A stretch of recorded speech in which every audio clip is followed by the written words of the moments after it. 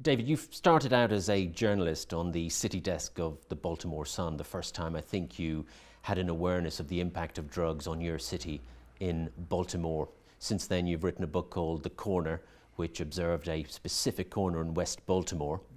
Later still, you wrote a series called Homicide, and of course the award-winning The Wire. It seems like a lot of your professional life has in some way involved an observation on the impact drugs has had on your city, Baltimore, and your country, America. Yeah, I am in a very drug-saturated city, Baltimore, sort of at the point of the spear when it comes to the drug war. And it was clear that the dystopia of the American drug war was the crime that kept on giving in my city. Other things were sort of singular events. But drug crime and the convolutions that my society was going through over drug prohibition, that was pretty much the main story if you were a police reporter in a Rust Belt American city. What do we want? When do we want it? No longer can drug laws serve as a stimulus package for prison communities on the back of poor people. My takeaway from the past 15 years isn't that we need to wait until we get consensus, it's that we need to do what's right. If there are people like this body who are the sentencing experts that are supposed to tell Congress and tell the public what the right thing to do is, I just urge you to do it. One of the most powerful aspects of the film is the way it identifies how the war on drugs impacts mostly on the most marginalized, the most defenseless, the most vulnerable, otherwise known as the poor. Poor. Absolutely. In fact, I'm not entirely unconvinced that it is not largely intended as a war on the poor now. I'm not sure that we can distinguish anymore. It may have begun a long time ago as a war on dangerous drugs, but at some point it morphed to the point where it was really about social control. And at this point, it's about doing something with the 15% of my country that we don't need anymore for our economy. We've lost our manufacturing base, and we don't need a laboring class. And so there's a lot of undereducated people who the economy has thrown away and who are living in an alternate America and have no purpose. I mean, there's an existential crisis for the poor. And in a horrible way, I think they've solved it by targeting them. That's an incredibly bleak outlook, and it suggests a kind of deeper criticism about a market economy which, as you said recently in The Observer, a market economy that doesn't have a social contract. And it feeds into other themes around whether it's the bailing out of the banks, whether it's multinationals that are warehousing Absolutely. Texas. I would not have been one of the people gently eulogizing Margaret Thatcher in your country or Ronald Reagan in mine. I think the last 30, 40 years has been a misapprehension of capitalism as something that it isn't. And I am not ready to throw capitalism out because there is scarcely an alternative. I'm not a Marxist. But I understand, as so many of our leaders I think no longer understand, that capital and profit are not metrics for how you build a just and viable society, and an inclusive society. They're metrics for how much money you can generate, and generate in the short term in some sense, since most of our markets measure things in terms of quarters, and most of our analysts want to see profits now. So they're not even concerned with the long-term health of the industry, let alone society. So you look at what capital has been mistaken for and the range that it's been given to affect our lives, and how little it's been married to any other societal ambition that might exist. It's kind of shocking that we've become so retrograde. But at this point, human beings are worth less every day. Our market-based economy is making sure of that. When capitalism started out, it was fairly unrestrained, and you had things like the Industrial Revolution in your country and the age of the robber barons in mine. And it actually was governance, democratic governance, that looked upon the raw power of capitalism and said, we want to encourage this, but we at some point have to marry it to a social compact. And that, people, it wasn't radicals in my country, it was people like Theodore Roosevelt who said, you know what? The monopolization of capital and this level of stratification where 1% of the country controls this much of the resources This is not healthy for democracy. This is not going to work if we are going to continue to be a republic. So there was a proportionality that was introduced, and ultimately the great manifestation of that was collective bargaining, which has been systematically marginalized and damn near destroyed for the last 30 years. I don't want to see unions and guilds win every fight. I don't want to see capital win every fight, but it's in that tension between the two that my country was able to create a consumer class that was the greatest economic engine the world's ever seen. We took a laboring class that had marginal income, and we turned them into a middle class that could buy not only all the things they needed, but a lot of things that they didn't need, and transform the American economy in a way that, in the last part of the 20th century, that no one's ever seen. And we've been dismantling that for the last 25, 30 years. You draw a very clear line between how that economy has been dismantled, the hollowing out of manufacturing, the hollowing out of inner cities where industry has taken flight, and it's left behind a group of people who have nothing else to rely on but illegal drugs to make money. Absolutely. If they didn't catch that wave into the middle class and the upper middle class, if their kids didn't get to college and the grandkids didn't get to grad school, then they are vulnerable, and they are less and less relevant to the American dream. The American dream has become increasingly narrow. And so then you introduce a war on drugs. You create inner city areas where the only viable employer is the drug trade. The factories are all gone. Unemployment among young black males in my city, black males in their 20s and 30s, unemployment is at 50%. That's not an economic model that works anymore. That's not because people don't want to work, people are desperate. It's because there is no work, and there is no, it doesn't exist in these places like West Baltimore or North Philadelphia or East St. Louis.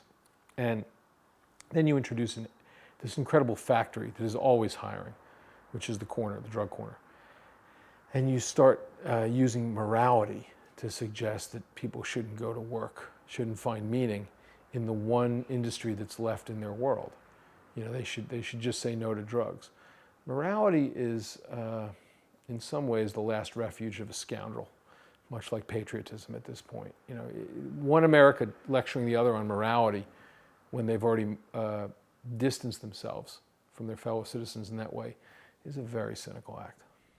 You are very, very skeptical that political leadership can get us out of what has been a 40-year failed experiment. And in a recent interview with The Observer, you seem to suggest that it's really going to be a different type of movement if we're going to change people's perception and change the kind of fundamental basis of the war on drugs. I believe in collective action. I believe in collective bargaining by working people. I don't think that is the same banner that was there in 1880 and 1920. It's going to become relevant again if they keep down this path. It has seemed as if unions are passé in an economic sense in this time of great flux and great technological change. But if human beings are marginalized to the point where labor itself and everything on a level from everything from manual labor to or assembly line labor to intellectual property, it's a race to the bottom across the board, with capital leading the way, with uninhibited capital leading the way. That matters to me. The other thing that matters to me is dissent. And I believe, as with Prohibition in my country, as with Volstead in the first part of the 20th century, what ended alcohol prohibition in my country was not great political leadership.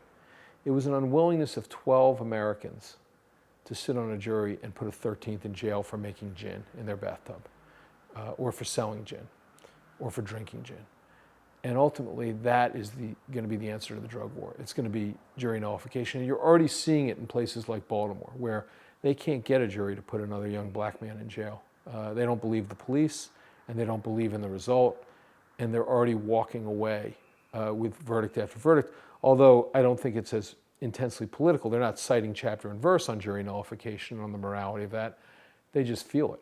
One other suggestion coming out of the States is that what might happen is that the business community in America might see that what the war on drugs effectively does is fences off a very large market which is owned and controlled by drug cartels.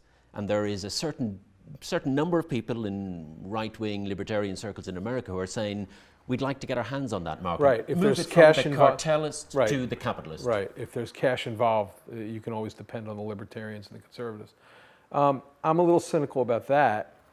Ultimately, I'm not sure you can entirely rationalize the use of hard drugs. I'm not particularly interested in the process by which you would do that. I just want to decriminalize it to the extent that we're not creating the American gulag. We are the jailingest country on the planet right now. And that is not just in terms of per capita rates of incarceration, but there's actually more Americans in prison than there are Chinese. And they're working with a couple of billion, and we're working with 300 million. This is an illness on our part. We're addicted to this.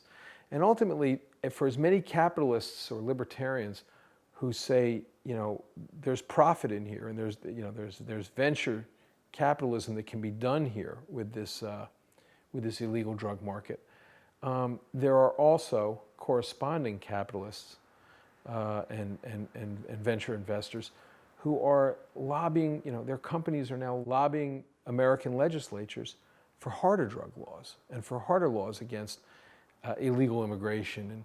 And the for-profit prison industry is one of the most vile creations. Again, the idea that government is not supposed to legislate morality, that we can leave that up to the markets, that's a sickness. That's a socioapathy that really needs to be addressed, because it hasn't ever happened. If you talk to a libertarian or a conservative, they'll always talk about, well, we're having this crony capitalism now, and that's not right. And if we could just get a purer form of capitalism, it's never happened in the history of man. There is no pure capitalism. The moment you say you're going to be dependent on free markets for your moral outcomes, there's always somebody who's willing to lay in the cut and sell shit for gold. Witness the mortgage bubble fiasco. The idea that capitalism is pure, that somehow if we could only get to that pure state of wondrous economic barter where everybody gets what they need, I'm astounded by that. I'm astounded by the juvenility of that. Final question. There are a lot of critics emerging about the way the market economy appears to be overheating, that the 1% is almost disengaging from the rest of society. People like Robert Reich, an ex-Labour secretary under Clinton, he's been banging the drum for years. The Age of Inequality, that documentary which is just about to come out, a powerful criticism of how it's failed the middle class, capitalism. Michael Sandel about the morality of markets. Do you think there is any possibility that a momentum will build in terms of a greater criticism of the kind of overheated market economy that we're currently seeing, and some restraining forces will be brought to bear? Well, we have certain problems in my country in terms of how the democratic ideal is translated through our government. We have representation problems in terms of the anachronisms of our Constitution and how the bicameral legislature works, and it doesn't represent our actual population. It certainly doesn't represent the polls on certain issues. We have problems with there is no, again, another problem. We have never defined a free market system in which capital has not endeavored to purchase the levers of government. That always happens, and you always have to be on guard on that. But basically, with Citizens United in my country, elections are about how much money you can throw on top of the pile. And the idea of one man, one vote is something that is receding in the American culture. But having said that, I actually think that things will have to get worse before they get better, but they will get better at some point when people have just had enough. And at some point, listen, I'm part of the 1%. I made a show for HBO. The checks come in the mail. I'm doing fine. If too many of us believe that democracy is about liberty, but not about some concomitant level of responsibility, then a certain totalitarian aspect, in which power is rooted in money and in wealth, is going to take hold and become entrenched. But I think there are a lot of people who understand that a republic requires as much responsibility as it does liberty. And it's in the tension between those two ideas that a great society is built. And you can't have one, you cannot have a great society without both things. And I think there are a certain number of Americans who are starting to argue that point vociferously now, belatedly. David Simon, thank you very much. Thank you.